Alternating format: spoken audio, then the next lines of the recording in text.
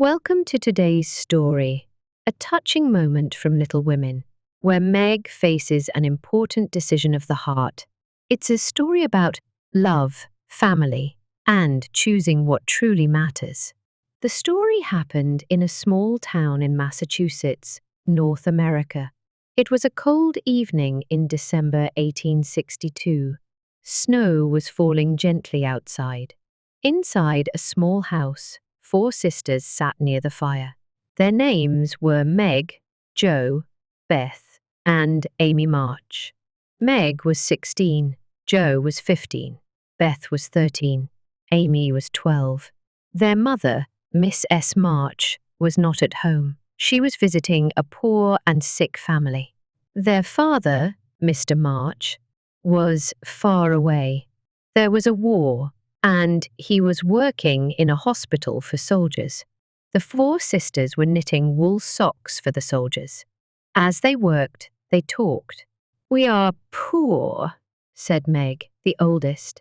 "It's terrible." Meg was very pretty. She had big eyes and soft brown hair. "Other girls have many nice things," said Amy, the youngest. Amy had golden hair and blue eyes. "I don't like girls' work or girls' things," said Jo. She was tall and thin. Her long red hair was beautiful. "I don't want to stay at home," she said. "I want to fight in the war." Then Beth spoke. "Yes, we are poor," she said. "But we are lucky too. We have father and mother, and we have each other." Beth was very shy. She was afraid of strangers, but she loved her family very much. "Yes, we have each other," said Jo. The girls felt happy again. "It's 6 o'clock," said Meg. "Hurry, everyone. Mother is coming." "We must get supper ready." Jo brought more wood for the fire. Meg turned on the lamps. Beth and Amy set the table with food. The door opened, and Miss S. March walked into the room. She was not beautiful, but she was kind and good. Her daughters had a special name for her. They called her Marmee. "How are you, my dears?" said Miss S. March. "Did you have a nice day?" "Yes, thank you, Marmee," the girls replied. "Come sit near the fire, Marmee," said Meg. "Supper is ready." After supper, Miss S. March said, "Girls, I have a wonderful surprise." Everyone was excited. "Is it a letter from Father?" asked Jo. "Yes," said Mrs. March. "Father has a Christmas message for all of you." The girls read their father's letter. "To my 4 little women, my dears, I will not see you for a long time. I think of you every day. Take care of your mother. Be good and work hard. Happy Christmas from your loving father." A few days later, it was Christmas Day. On Christmas morning, the girls woke up early. Each girl got one present, a book from their mother. They ran downstairs to thank her, but Mrs. March was not there. There was a special Christmas breakfast on the table. The food looked good and everyone was hungry. But the girls waited for their mother. They waited almost an hour. Finally, Miss S. March came home. "Merry Christmas, Marmee," the girls shouted. "Come sit down. Let's eat breakfast." "Merry Christmas, my little daughters," said Miss S. March. "Listen, I want to tell you something. There is a poor woman named Miss S. Hummel. She lives in the town. She has 7 children. One is a baby. Their house is very cold, and they have no food. Will you give them a Christmas gift? Will you give them your breakfast?" All the girls were very hungry. For a short moment, no one spoke.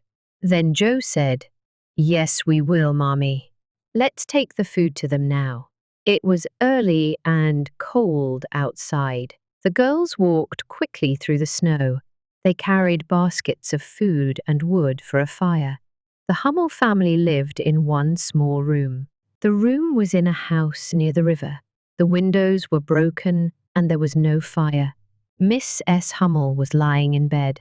She was sick. The baby was crying. The other children were cold and hungry. When the Hummel children saw the March sisters and the food baskets, they shouted with joy. "Thank you, thank you," they said. The girls started a fire and put the food on the table. Mrs. March made tea.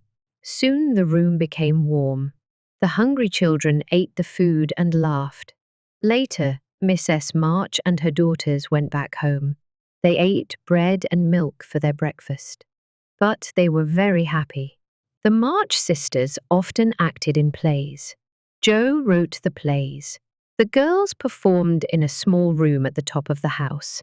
They wore colorful costumes and had a lot of fun. On Christmas evening, the girls performed a play. All their friends came to watch. Everyone enjoyed it. After their friends left, the girls got a nice surprise. Mrs. March called them. "Supper is ready," she said. The girls ran downstairs. They saw a lot of delicious food on the table: cakes, sweets, fruit, and ice cream. "Where did this lovely food come from, Mommy?" Amy asked. Mrs. March smiled. "Old Mr. Lawrence sent it," she said. "Old Mr. Lawrence, our neighbor?" Meg asked, surprised. "But we don't know him." "He heard about your breakfast," Mrs. March said. "He sent you this special Christmas supper." The girls looked at each other. "This is a wonderful Christmas," Beth said. Next to the March family's small house, there was a big house. The sisters called it the Lawrence house. It belonged to their neighbor, Mr. Lawrence. Mr. Lawrence was an old man, and he was very rich. His house was beautiful. He lived there with his grandson. The grandson was 15 years old, the same age as Jo. Sometimes the March sisters saw the boy, but he was always alone. A few days after Christmas, Jo was in the garden. She wore boots and an old coat. She was busy sweeping the snow off the path with a broom. Jo looked up at the Lawrence house. She saw someone looking through a window. It was Mr. Lawrence's grandson. He looked sad and lonely, Jo thought. Then she had an idea. She picked up some snow and made a snowball. She threw it at the window. The boy laughed and opened the window. "Hello," Jo called. "Are you sick?" "I was sick last week," the boy said. "I feel better now, but I'm bored. I'm not doing anything." "I'll come and visit you," Jo said. "Yes, please come," the boy answered. A few minutes later, Jo knocked on the door of the Lawrence house. She was carrying a small basket full of apples and cakes. The boy opened the door, and Jo gave him the basket. "These are for you," she said. "They're from my mother." "Thank you very much," said the boy. "Please come inside." "My name is Laurie." "And you're Jo, right?" "Yes," said Jo, surprised. "How do you know my name?" "I know your name," Laurie said. "I know all your sisters' names. I hear you call each other in the garden. Sometimes I see you with your mother," Laurie said sadly. "I don't have a mother. My parents died. Now I live here with my grandfather, but he's not home today." Laurie is rich, but very lonely, Jo thought. "I'm poor, but I have my family and a happy home. Please visit us," Jo said. "We're neighbors. Let's be friends." Jo and Laurie talked all afternoon. Jo told him about her family. Laurie told her about his life. He didn't go to school. A teacher named Mr. Brooke came to his house every day to teach him. "Come see our library," said Laurie. "We have many great books there." The library was a beautiful room with big windows.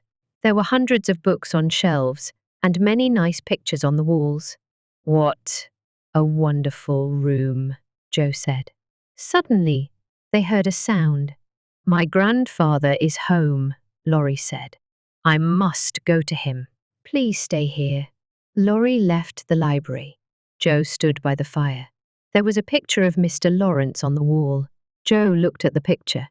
The door opened, but Jo didn't turn around. "Laurie," she said, "your grandfather is not very handsome. But he has a kind face. I like him. Thank you, said a voice. Joe turned around quickly. Mr. Lawrence was standing at the door. Oh, she said. I'm sorry. So, I'm not handsome? Mr. Lawrence asked. Well, no, sir. But I have a kind face? Yes, sir, Joe replied. Mr. Lawrence laughed. I knew your grandfather. He was a good man. Now, let's have some tea. Laurie was very happy. He and Joe drank tea and talked. Mr. Lawrence watched them. My grandson is happy, he thought. He was lonely. He needs friends. Later, Joe went home. She told her mother and sisters about the beautiful Lawrence house. Mommy, can Laurie come visit us? She asked. Yes, dear, Mrs. March said. Your new friend Laurie is welcome in our home. Laurie and the March sisters became close friends. They visited each other often and spent many happy days together. Everyone liked Laurie and his grandfather. Meg, Joe, and Amy often went to the Lawrence house. Meg loved flowers and gardens. She really liked the garden at the Lawrence house. It was winter, so there were no flowers, but the snow on the trees looked beautiful. Joe liked writing plays and stories. She also loved books.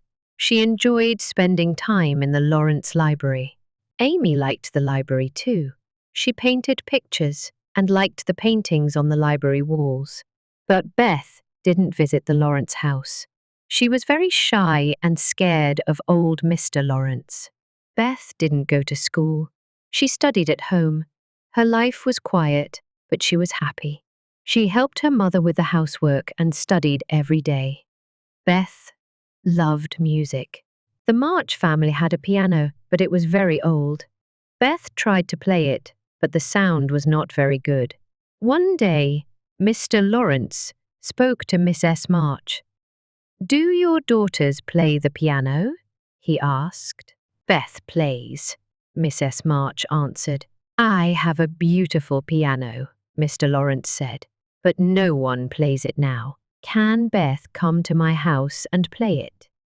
Beth is very shy, Mrs. March said. Laurie and I are often out, Mr. Lawrence said. She can come when we are not there. We won't hear her playing. Miss S. March told Beth the news. Beth felt happy and excited. She really wanted to play the piano at Mr. Lawrence's house. The next day, Beth went there. The house was very quiet. Good, Beth thought. Nobody is home. The piano was in the living room.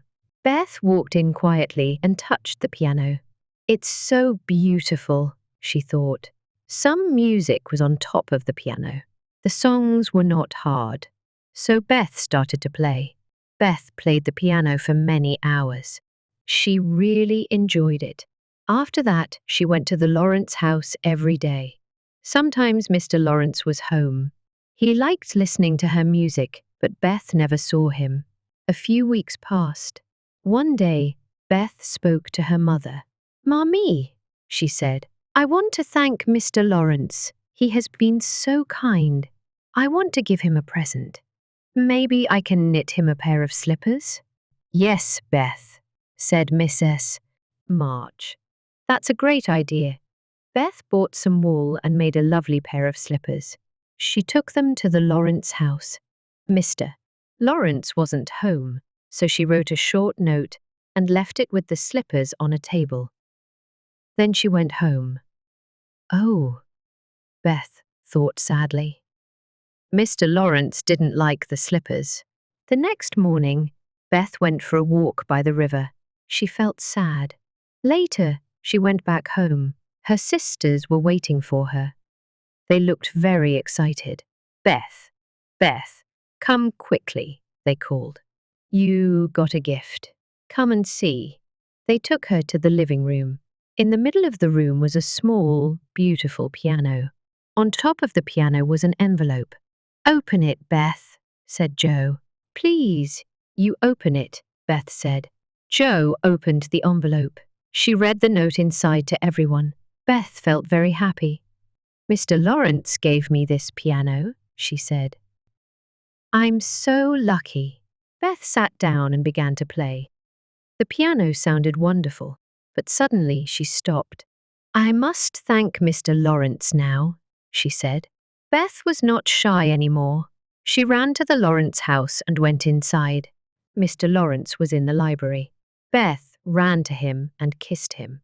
Then she said, "Dear Mr. Lawrence, thank you so much for the beautiful piano." Beth was not afraid of Mr. Lawrence anymore. "Dear Miss March, I've had many slippers in my life, but yours are the best. Thank you for the lovely gift. Here is a present from me. I hope you enjoy it." It was Saturday afternoon. Meg and Jo were in their room. They were putting on their coats because they were going out. Amy came into the room. "Where are you going?" she asked. "Don't ask questions," said Jo. "We're going to the theatre with Laurie," said Meg. "We're going to see a play." "Oh," said Amy. "I want to come too, please." "No," said Jo. "You're too young." "I'm not too young," said Amy. "I'm 12. Please let me go with you." Jo often got angry quickly. Now she became very angry with Amy. "No, Amy," she said. "We're not taking you. Go away." Amy began to cry. At that moment, Laurie arrived. "Meg! Jo! Are you ready?" he called. "We're coming," Jo answered. Jo and Meg ran downstairs. Amy stopped crying. "You'll be sorry, Jo March," she shouted. Jo and Meg had a great time at the theatre. When they came home in the evening, Amy was reading a book.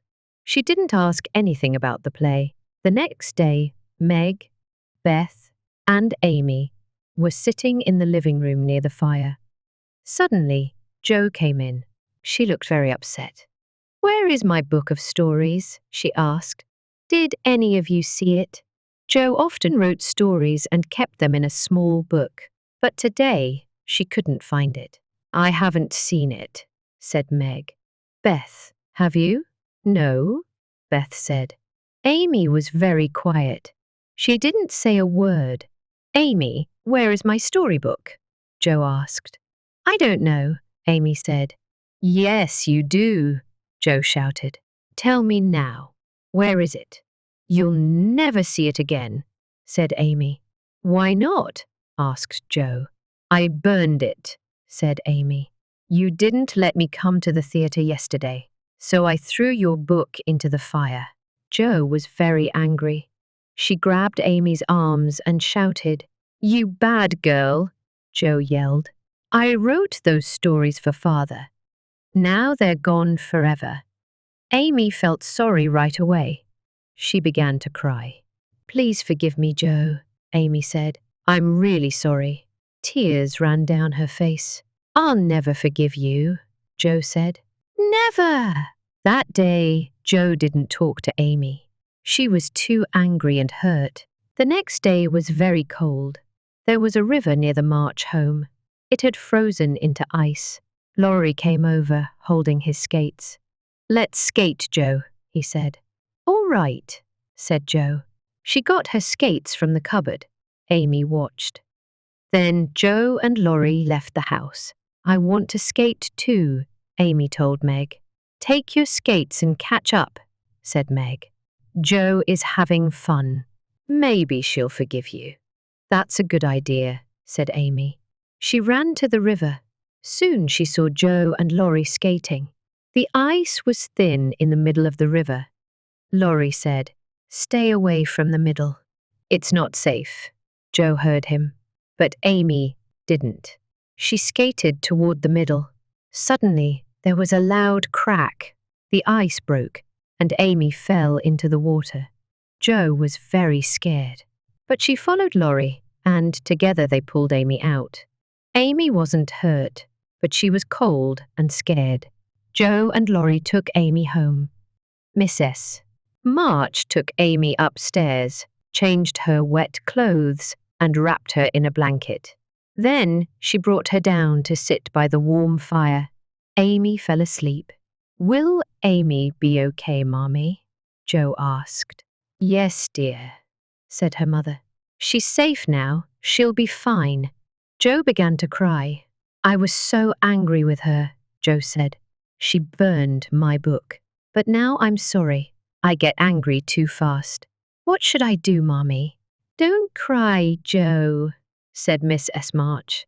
"Remember this day. It will help you next time." "I'll remember," said Jo. Just then, Amy opened her eyes and smiled. She reached out her arms to Jo. They didn't say anything, but they hugged and kissed. They were friends again. Winter passed. Spring came, then summer. The March family was happy, but they all hoped to see Mr. March again soon. She was sad because her family didn't have much money. Her friends lived in big, beautiful houses. They wore lovely clothes. But Meg did not have nice clothes or expensive things. One day in July, Meg was at a friend's house. She heard two women talking nearby. One was her friend's mother, and the other was a guest. They were speaking about Meg. "Meg March is a sweet and lovely girl," said one woman, "but her family is poor. The Marches live next to the Lawrence family," said the other. "The Lawrences are very rich. Does Miss S. March want her daughters to marry well? Maybe one of them will marry Mr. Lawrence's grandson?" Meg heard this and felt very upset. "I really like Laurie," she thought, "but I don't want to marry him. We don't care about Laurie's money. He's just our best friend." When Meg got home, she spoke to her mother. "Mommy, do you want us to marry rich men?" she asked. "Marry for money," said Miss S. March. Meg told her mother what the two women had said. Miss S. March looked angry. "Those women are foolish," she said. "My daughters are good, kind, and happy. They will marry good men."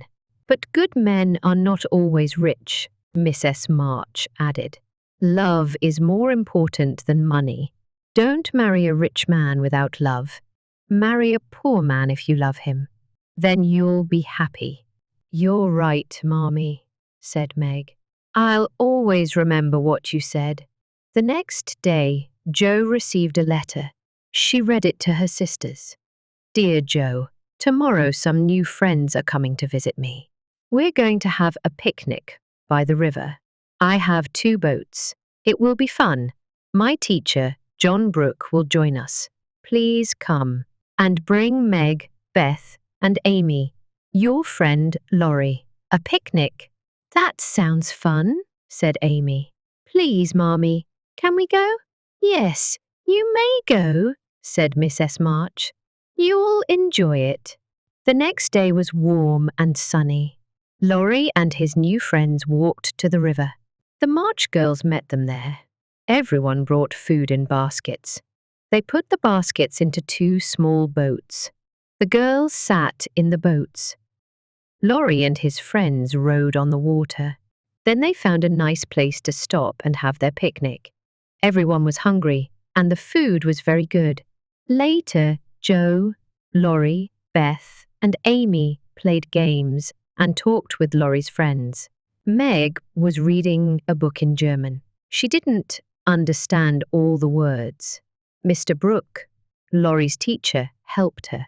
Mr. Brooke was a quiet young man. He had kind eyes and a gentle face. He often looked at Meg, but she didn't notice. "You're a great teacher, Mr. Brooke," said Meg. "Thank you," he replied. "I enjoy teaching." Laurie is a good student. Everyone had fun at the picnic. Then it was time to go home. The next day, Meg was looking for her gloves. "I've lost one of my gloves," she said. "Jo, have you seen it?" "No, I haven't," said Jo. "Did you lose it at the picnic?" "I'll ask Laurie." Later, Jo spoke to Laurie. Meg lost her glove. Laurie laughed. "I know where it is," he said. "Where?" asked Jo. I'll tell you, said Laurie. But don't tell Meg. I promise, Joe said. John Brooke has it in his pocket, Laurie said. Joe was confused. Why does he have it? Meg dropped it and Mr. Brooke picked it up, Laurie said. He put it in his pocket and looks at it every day. He loves Meg. Isn't that great? But Joe was shocked and upset. No, she said, that's not great. That's awful news. Mr. Brooke will marry Meg and take her away. No, I'm not happy. I'm very sad. Summer and autumn passed. Now it was November. The weather was cold and rainy. One afternoon, the March sisters were sitting in the living room. Meg looked out the window. She watched the rain fall. November is an awful month, she said. It's cold and wet. Nothing ever happens. Our lives are so boring. And we don't have any money. Amy was painting a picture. One day I'll be a famous artist, she said. I'll go to Italy. I'll paint beautiful pictures and sell them. Then we'll have lots of money. I want to write books, Joe said. I'll be rich and famous too. That's my dream. What's your dream, Beth? I'm already happy, Beth said. I want to stay here with Mommy and Father. Meg looked out the window again. Suddenly she said, There's Laurie. He's coming to our door. A few minutes later, Laurie came in. He was holding a small envelope. He looked worried. What is it, Laurie? Joe asked. Is something wrong? Where is your mother? Laurie asked. I just came from the post office. He held up the envelope. This is a telegram for her. It's from Washington. Just then, Miss S. March came into the room. Laurie gave her the telegram. She opened it and read it quickly. Then she sat down. Her face turned pale. Your husband is very ill. He is in the hospital. Come at once. I must go to Washington, Miss S. March said. I'll take the train tomorrow morning. Joe, go to the post office. Send this message to the hospital. I'm coming right away. Meg, Beth, Amy help me pack. The girls quickly began to help their mother. Joe put on her hat and left the house. Laurie went home. Miss S. March sat at her desk. She opened a drawer. There was some money inside, but not much. I need to buy a train ticket, she thought. But will the girls have enough money for food? A little later, someone knocked at the front door. Meg opened it. Mr. Lawrence and Mr. Brooke were there. Laurie told us the news about your father, Mr. Lawrence said. I'm very sorry. Is your mother going to Washington? Yes, Meg replied. She's leaving in the morning. She shouldn't go alone, said Mr. Lawrence. I'm too old and not strong, but John Brooke can go with her. Mr. Brooke looked at Meg and smiled kindly. Don't worry, he said. I'll take good care of her. Meg was very thankful. Thank you so much, she said. Soon everything was ready for Miss S. March's trip. Evening came, but Joe had not returned. Miss S. March was worried. Where is Joe? She asked. It's getting late. At last, Joe came back. She walked into the kitchen and put money on the table. This is for your trip, Mommy, she said.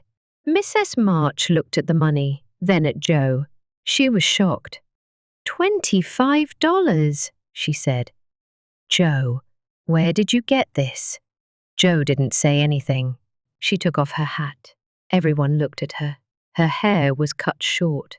Your hair. Your beautiful red hair, Meg said. Joe, what did you do? Lots of women want long red hair, Joe said. I went to the barber. He cut it and gave me $25. I wanted to help you and Father. Tears filled Miss S. March's eyes. Joe, you are very kind, she said. That night, Meg and Joe couldn't sleep. Joe was thinking about her hair. Meg was thinking about Mr. Brooke. Both of them were thinking about their father. The next morning, Mr. Lawrence's carriage arrived. Mr. Brooke was already inside. Miss S. March kissed her daughters and said goodbye. Then she got into the carriage. The sun was shining, but the March sisters looked very sad. "Goodbye, dear Mommy," they said. "Goodbye." Beth was very sick. Many days passed, but she did not get better. Beth could not eat. She slept a lot. When she was awake, she did not remember things. Sometimes she called Joe by Meg's name. Sometimes she called Meg by Joe's name. Beth kept saying her mother's name again and again. Joe and Meg were very worried and scared. One morning, the two girls talked. "We should send a telegram to Mommy," said Joe. "Let's tell her about Beth now. Then she will come home." "Okay," said Meg. She sat down and wrote the telegram. "Dear Mommy, Beth has scarlet fever. She is very sick. Please come home right away. Your loving daughters, Meg and Joe." "I'll take it to the post office this afternoon," said Meg. But that afternoon, a letter came from Mrs. March. The letter had bad news. Mr. March was sick again. Meg and Joe read the letter. Then they looked at each other. "We can't send the telegram to Mommy now," said Meg. "Beth is sick, but Father is sick too. Mommy needs to stay with him. She can't come back yet." 1 week later, it was the first day of December. It was very cold. The wind blew hard and snow was falling. In the morning, Dr. Bangs came to see Beth. He looked at her for a long time. Then he spoke to Meg and Joe. "Beth is very, very sick," he said. "You must tell your mother to come home right away. I'll return tonight." "Meg," said Joe, "we have to send the telegram to Mommy now." Joe put on her coat and hat and ran outside. She saw Laurie walking to the house. He had a letter in his hand and looked happy. "I have good news," he said. "This is a letter from John Brooke. Your father is getting better." "But Joe, what's wrong? Where are you going?" "I'm going to send a telegram to Mommy," Joe said. Dr. Bangs came. "Beth is very, very sick." Joe started to cry. Laurie took Joe's hand. "Dear Joe," he said, "Grandfather and I will always help you. Please remember that." "Yes," said Joe. "You are our good friends. Thank you." "I must tell you something," said Laurie. "Last week, Grandfather and I were worried about Beth. We sent a telegram to your mother. We told her Beth was sick. Today, I got this letter from John Brooke. Your mother will be here early tomorrow morning. Everything will be okay." Joe felt happy again. She stopped crying. "Laurie," she said, "you are a wonderful friend. Thank you."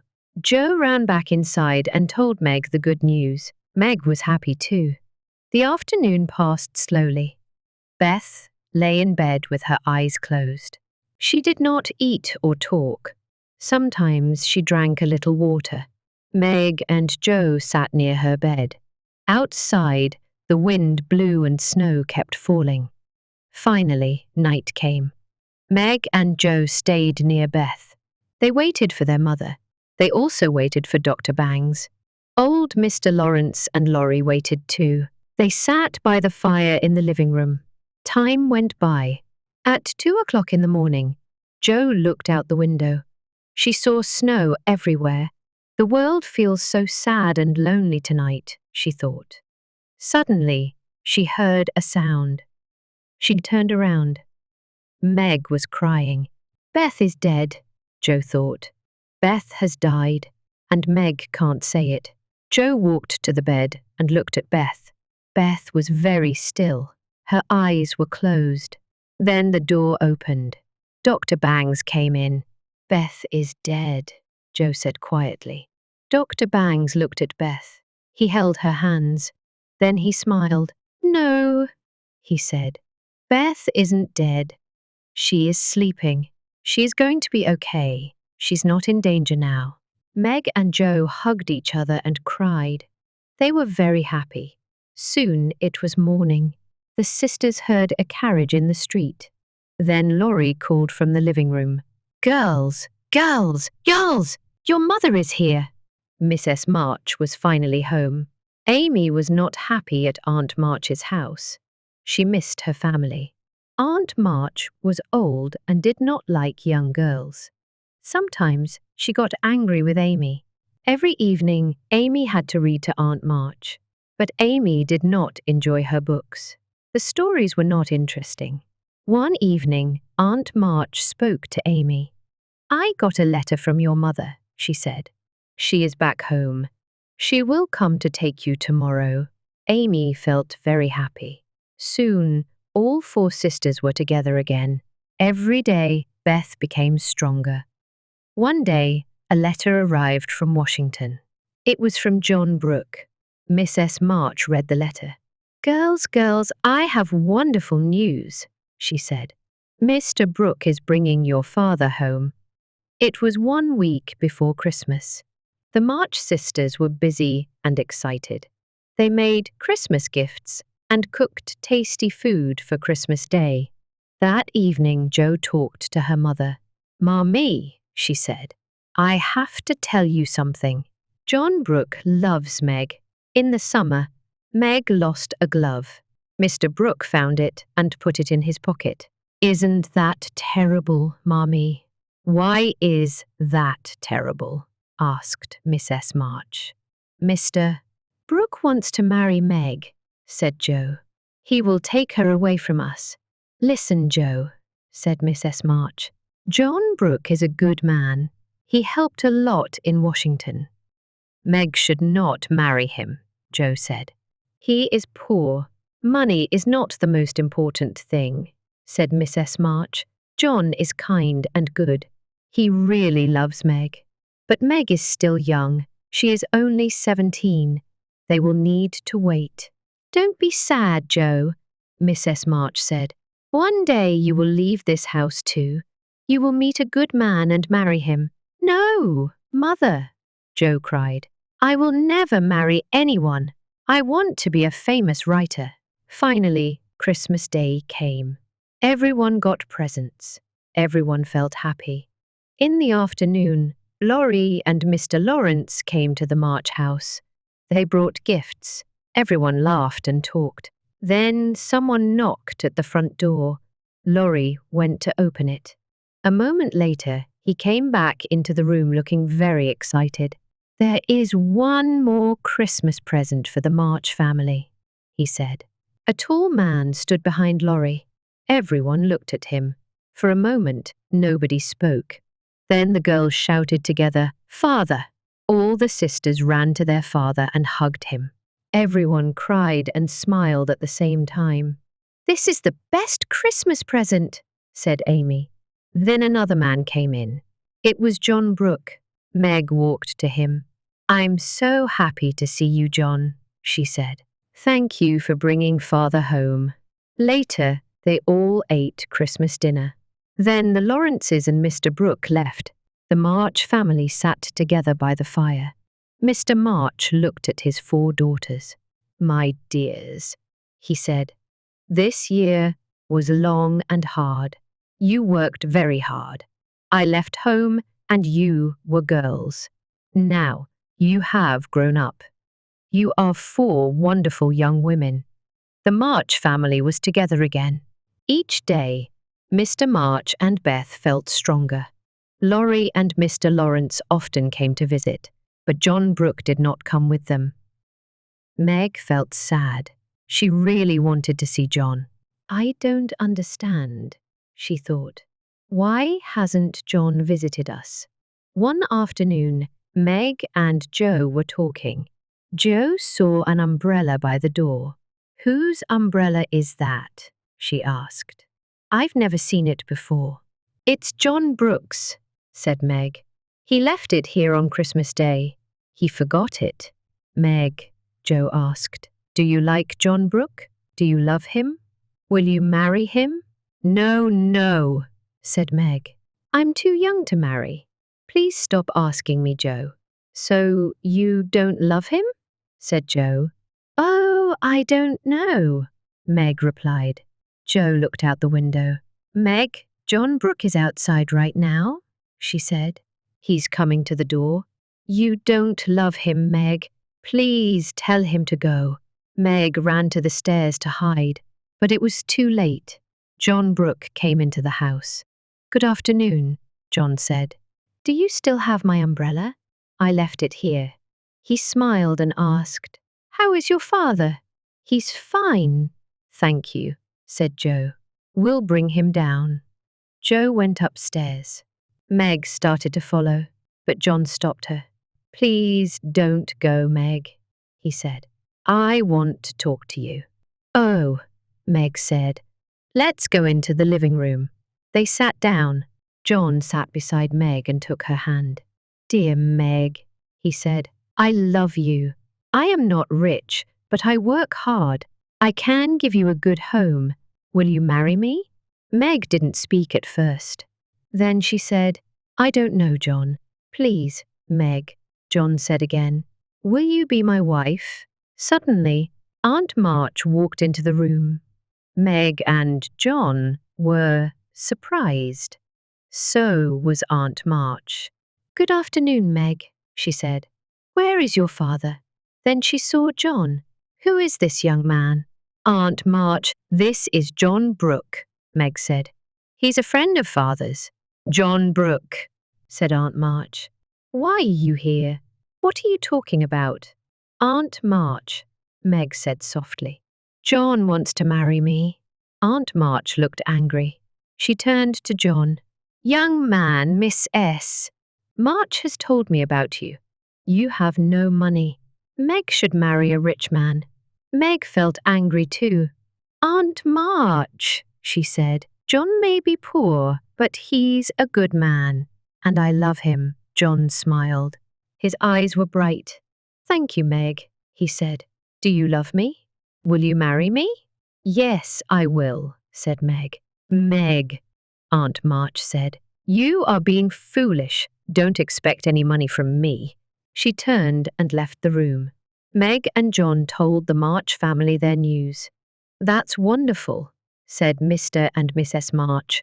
Congratulations. Congratulations, said Beth and Amy. Jo said nothing. She didn't feel happy. Later, Laurie and Mr. Lawrence came to visit. They said congratulations to Meg and John too. But Laurie looked at Jo. What's wrong, Jo? He asked. Aren't you happy? No, Jo said. Meg is my sister and my best friend. Now, John Brooke will take her away. Jo, said Laurie, you love Meg. She's your sister. But John loves her too. She'll be happy with him. And Jo, I'll always be your friend. You're right, Jo said. Thank you, Laurie. Jo looked around the room. Her parents were talking. Amy sat near Meg and John. Beth was talking to Mr. Lawrence. Suddenly, Jo didn't feel sad anymore. She turned to Laurie. You're right, Laurie, she said. Meg will marry John one day. But she'll always be my sister. We'll always love each other. Yes, Jo, Laurie said. Jo walked to Meg. She held Meg's hands and kissed her. Congratulations, Meg, she said. I'm really happy for you. And congratulations, John. You're our brother now. Welcome to the family. If this story touched your heart, don't forget to like the video, leave a comment to share your thoughts, and subscribe for more beautiful and emotional stories. Let us know where you're watching from. We'd love to hear from you.